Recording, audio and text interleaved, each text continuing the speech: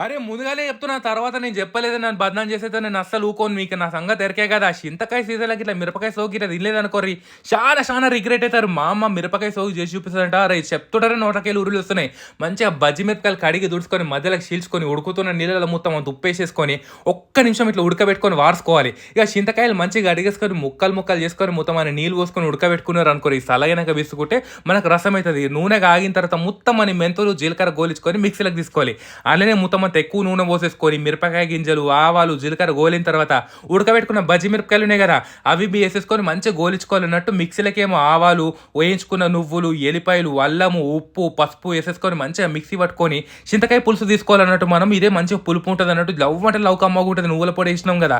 అది పోసుకొని మిక్సీ చేసుకుంటే ఇట్లా పేస్ట్ అయితది. ఇక సల్లగైనాక ఇన్ని లేసేసుకొని కలుపుకొని ఒక్క గంట ఊరిన తర్వాత దోసకి, ఇడ్లీకి, చపాతీకి దేనికైనా తినొచ్చు. బాటిల్‌లో పెట్టుకొని ఫ్రిడ్జ్‌లో పెట్టుకున్నారనుకోండి జబర్దస్త్ మిరపకాయ